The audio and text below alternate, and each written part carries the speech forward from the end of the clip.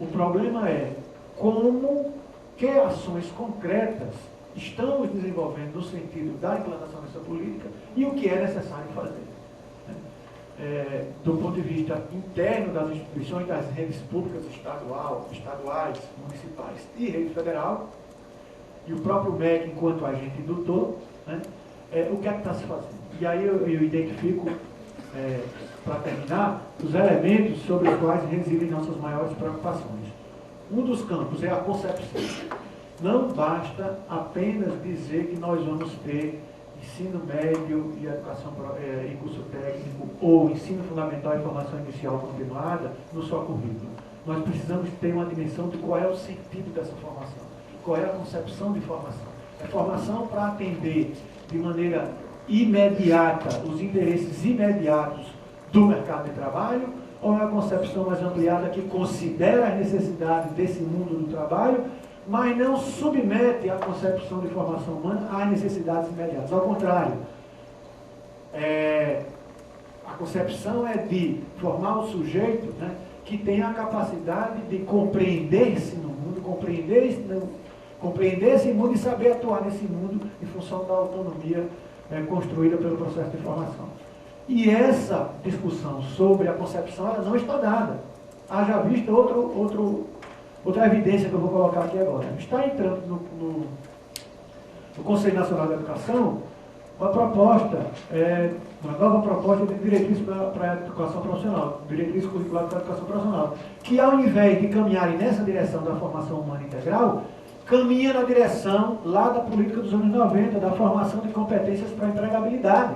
Então, essa concepção, apesar de haver um acúmulo, principalmente ao longo dos anos 2000 para cá, não está consolidada, ela não está assumida pela sociedade brasileira como sendo a concepção de relação entre a educação básica e a educação profissional da sociedade brasileira. Ela continua em disputa. Então, essa é uma das grandes questões. Outra questão é a formação dos quadros de profissionais para atuar nesse campo, que também não está resolvida, né?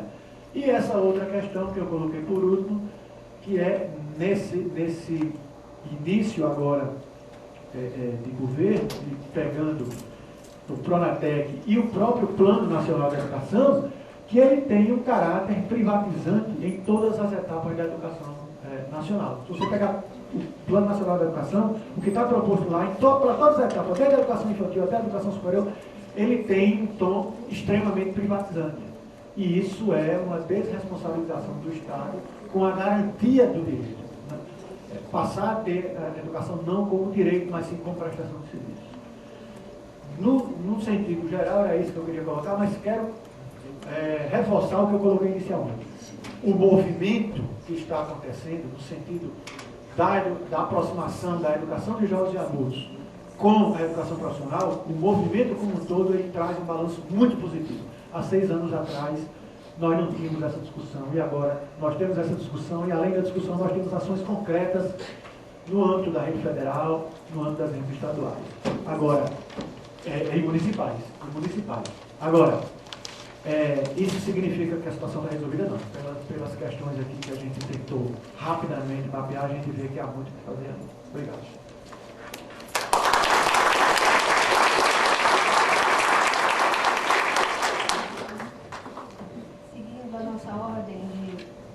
Voos marcados, agendados.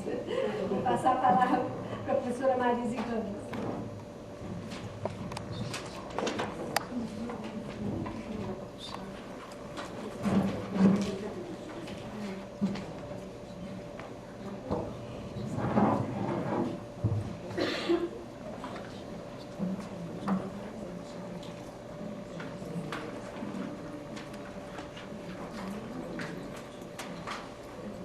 Boa tarde.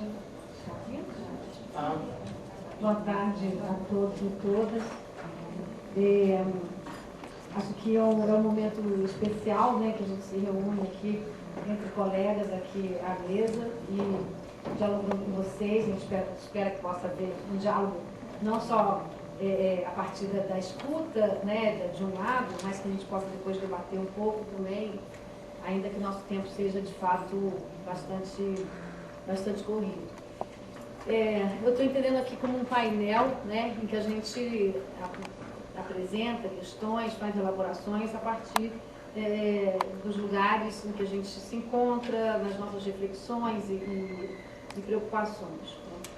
Então, eu vou fazer uma reflexão sobre 3 pontos, na verdade, seria mais resgatar algumas questões. Acho que primeiro, nunca é demais a gente retomar o sentido dessa proposta de ensino médio integrado, o que vem a ser isso, em que medida isso foi sendo construído e como, tanto como tem sido formulado ou como tem sido apreendido. Um segundo ponto, à medida que esta proposta se vincula também à educação dos jovens e adultos, né, como esse movimento coloca para a educação dos jovens e adultos um desafio que certamente está presente na vida dos sujeitos em geral e dos próprios educadores, mas talvez não tenha estado tão presente na forma da gente problematizar, que é o significado do trabalho na educação dos jovens e adultos. E nesse sentido, a vinculação com a educação profissional. E, por fim, alguns aspectos aliás, não por fim, mas antes até, considerando isto, alguns desafios que a gente tem, que não são alguns, né, são muitos, mas dentre os muitos desafios, questões que nos interrogam o tempo todo, que dizem respeito à organização mesmo da prática escolar, do currículo, né, do conhecimento, considerando que a educação dos jovens e adultos já tem, por definição, né, uma experiência escolar dos sujeitos que não é a mesma daqueles que vêm em trajetória considerada regular. E, finalmente, algumas reflexões sobre as responsabilidades institucionais. Se apresento aqui alguns temas, né, não tenho a menor pretensão de trabalhá-los na complexidade ou extensão que eles mereceriam, mas o fato de levantar temas talvez já possa também nos ajudar à construção das reflexões que a gente deve fazer e certamente faz nos nossos espaços. Então, o primeiro tema é resgatar a razão de ser do ensino médio integrado. Essa questão, ela se apresenta até quando nós deixamos, em certa medida, de colocar a última palavra, de expressar ensino médio integrado, né? Mas integrado a quê? Ou que integra o quê? A própria não resposta imediata, ensino médio integrado à educação profissional, mas colocar como ensino médio integrado, ela já traz alguma possibilidade, abre possibilidades, né, que vão para além da forma. E certamente, se nós colocamos o ensino médio integrado à educação profissional como uma forma de oferta do ensino médio e, portanto, uma forma dos jovens cursarem a sua educação básica, considerando que assim teriam cumprido 2 finalidades da educação, que significam 2 direitos ao mesmo tempo, que é a escolaridade na educação básica, no ensino médio, e a educação profissional, né? Na educação de jovens e adultos, como o Dante já resgatou, né, a gente amplia, né, de ensino médio para a educação básica, uma vez que acrescenta o ensino fundamental, né, por razões óbvias, também já ponderadas aqui, né, de que quando nós delimitamos no ensino médio, nós delimitamos também como projeto uma determinada população, a população jovem em idade considerada regular, em que tem no ensino médio a possibilidade, no ensino médio, com a carga horária da modalidade considerada regular, de 3 anos e com a educação profissional poder se ampliando, né, para além de 3 anos. Mas, e essa população, obviamente, não incide sobre o ensino fundamental, porque é uma população que, quando cursa o ensino fundamental, ainda está no momento da vida em que a questão do trabalho, da educação profissional, não se apresenta imediatamente, né? Mesmo que a referência do trabalho nós tenhamos constantemente a partir mesmo da nossa realidade de filhos da classe trabalhadora, em que mesmo as crianças, né, e adolescentes que não trabalham, mas têm a questão do trabalho como algo presente nas suas casas, quando seus pais, a pai, a mãe, os irmãos trabalham. Mas ainda assim, se estão numa trajetória regular, espera-se, considerada regular, né, essa palavra sempre ruim, espera-se que está cursando o ensino fundamental e o horizonte da profissão, do trabalho, como a pessoa vindo a fazer parte da população economicamente ativa, seja colocada para depois, né, e aí, tendo o ensino médio integrado à educação profissional, aí sim com uma possibilidade de preparação para o trabalho. No caso da educação dos jovens e adultos, como é uma população que não teve essa trajetória, né, e faz existir, então, a EJA como modalidade, foi preciso considerar o ensino fundamental como uma etapa da educação básica à qual poderia se integrar também a educação profissional. De todo modo,